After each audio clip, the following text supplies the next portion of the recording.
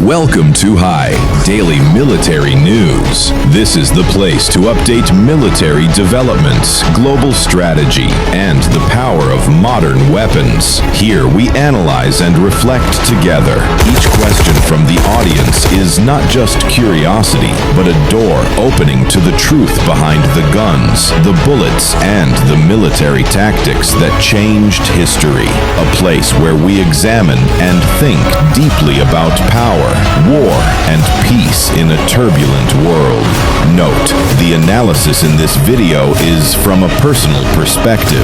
It is based on trusted sources, but not absolute truth. I hope to receive constructive discussions instead of attacks. Now comes a question from two wise men of our channel, Long and Kuang. Why did the West, when entering the age of the musket, seem to abandon cold weapons and focus on firepower, but later returned to close combat tactics through the bayonet? A question full of history. Thank you both. Let me answer in high style. By the 16th century, with the arrival of the arquebus, Western military art entered a revolutionary transformation. Traditional battle formations with long spears, swords, and shields quickly became ineffective against the killing power of firearms. Although these early guns had many technical limitations, their biggest weakness was the extremely slow reload speed. On average, it took 20 to 30 seconds per shot. This left soldiers almost completely vulnerable if the enemy closed in while they were reloading, opening a deadly gap. Therefore, even though cold weapons were gradually removed from the main role, close combat tactics still remained as support, especially through cavalry and guard units. The true breakthrough came with the Swedish Empire under the legendary commander Gustavus Adolphus. He reformed military tactics on a grand scale. One of his most revolutionary steps was the mass introduction of the bayonet, a blade that could be fixed to the muzzle of a musket, turning the gun into a hybrid weapon, able to fire from a distance and fight in close quarters like a spear. This tactic was successfully applied in battles against the Polish-Russian alliance. Swedish infantry, thanks to this flexible equipment, could maintain strong firepower, yet still be ready for hand-to-hand combat when needed. Their victories came not only from firepower, but also from the ability to switch flexibly between long-range and close-range combat, all within the same soldier. So, dear viewers, don't take your eyes off the screen. And don't forget to subscribe to the channel and leave your thoughts below.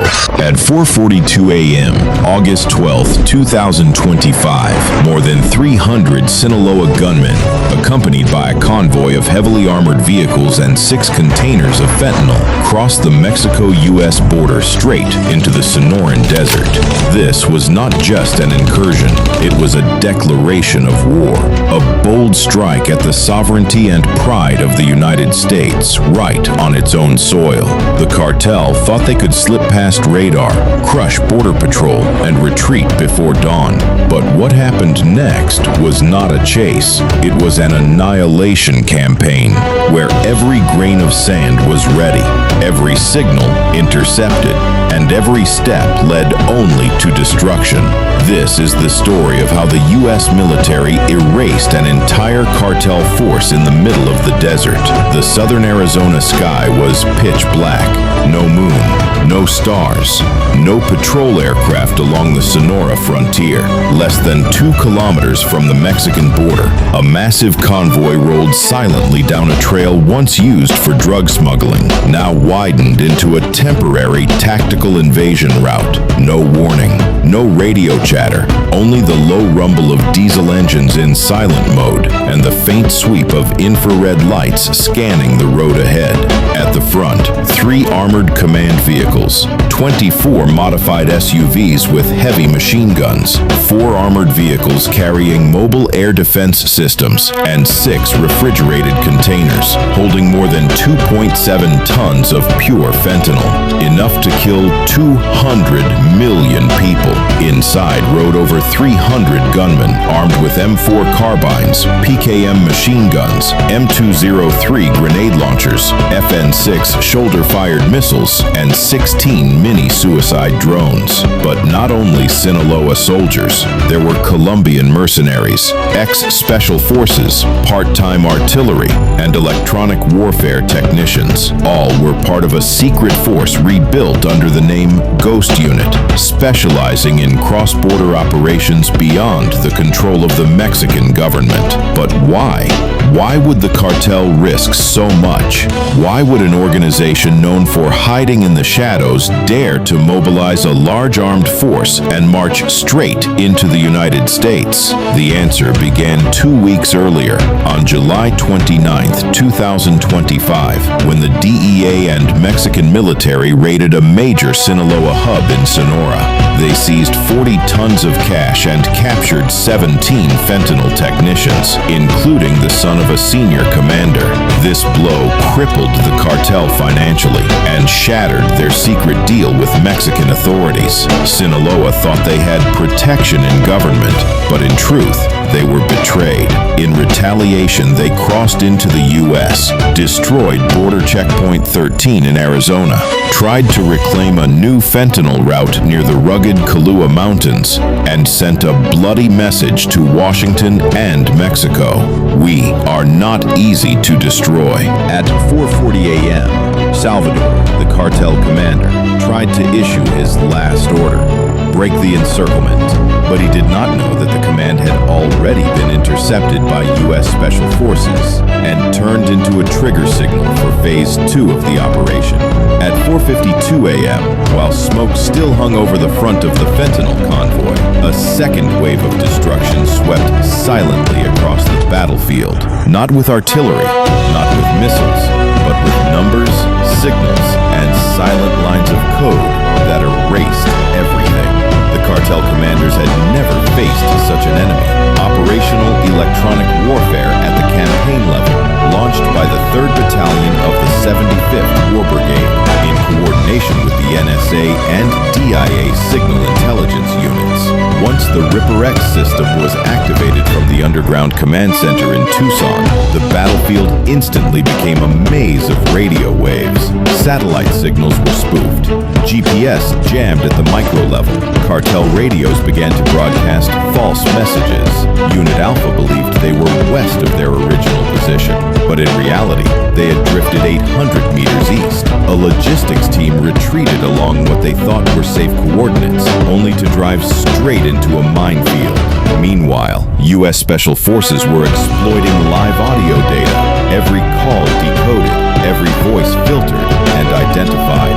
One mid-level commander was recognized by his distinctive Sinaloan accent. Within 40 seconds, an unarmed RQ-9 Reaper UAV was already hovering overhead, guiding artillery fire directly onto his mobile command vehicle. From this point, cartel movements were no longer tracked by sight, but by heat signatures, radio wave emissions, and even ground vibrations from their footsteps. 2 mini AESA radars swept the combat zone continuously, measuring engine sounds and the frequency of gunfire, pinpointing pockets of resistance with ruthless precision. Every action of the cartel, raising a rifle, opening a door, turning a vehicle, was instantly converted into coordinates. These coordinates updated every second, transmitted to artillery units 14 kilometers away, where Paladin M109 howitzers and HIMARS batteries pounded relentlessly. Yet the final blow did not come from the ground. It came from the silent sky of the lower atmosphere. At 3:30 a.m., hours earlier, 4 Phoenix X-UAVs, a new tactical aircraft line developed by Lockheed, had already been circling high above. No signals emitted. Covered in radar-absorbent material, each carrying 8 GBU-39B bombs with dual seekers, infrared and active radar. When the order finally came, Phoenix opened its bays. Each bomb plunged like an invisible blade, piercing vehicles that carried communications hubs, jamming systems, or unreleased fentanyl shipments.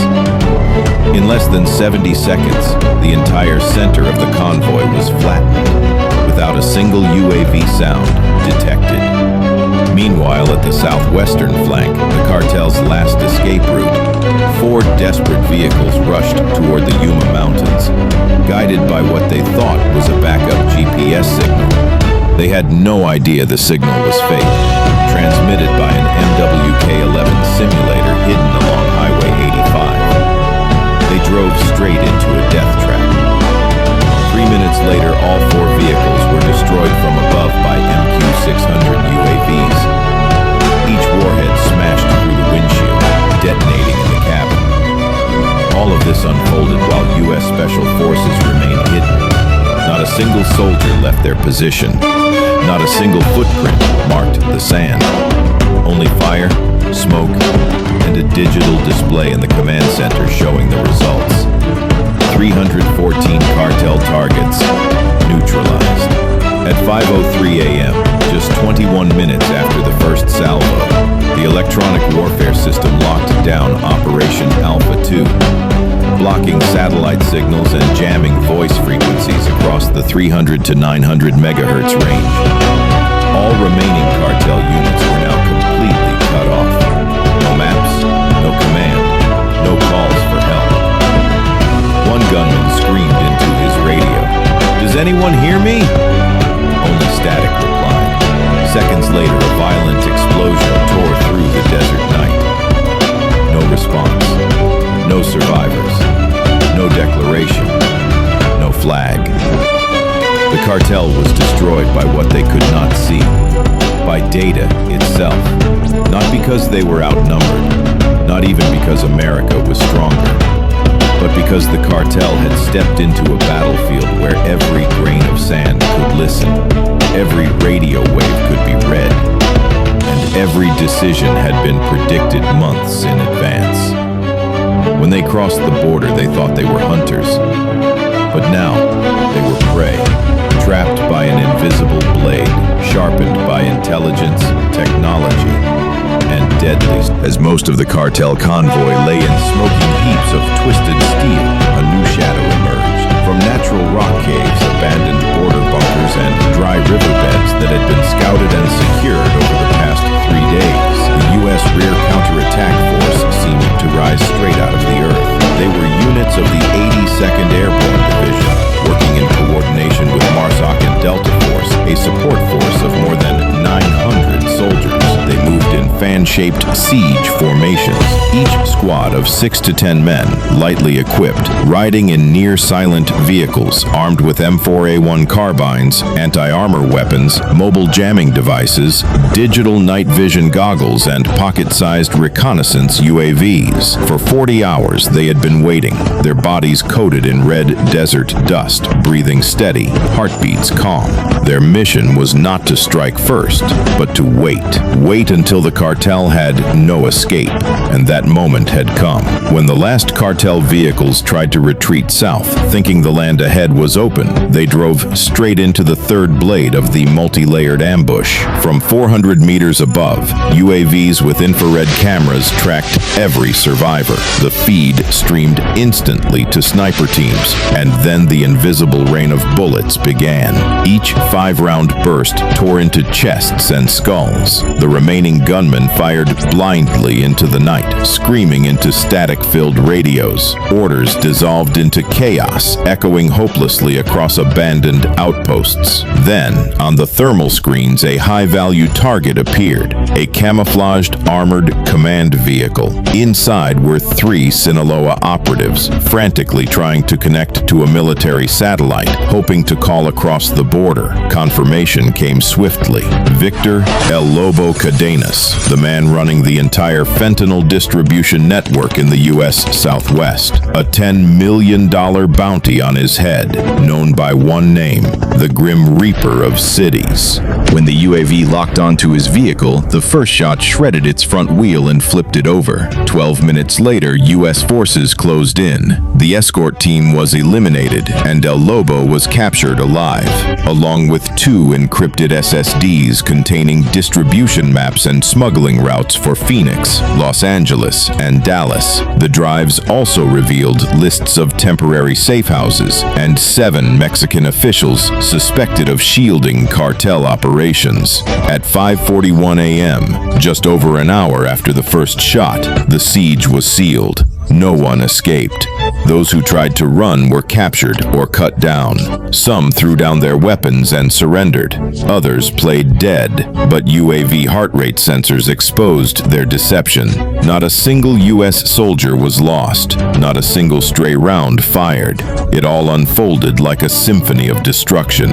Silent, precise, and perfect.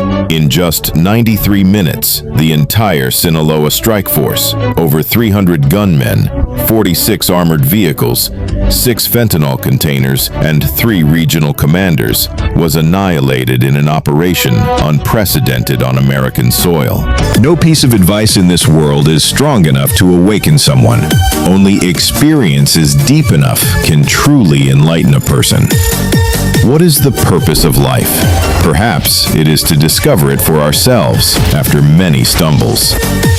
Long Kung, there are thousands of ways to make money, but in life, you only need to seize one turning point, and it is enough to change the rest of your journey.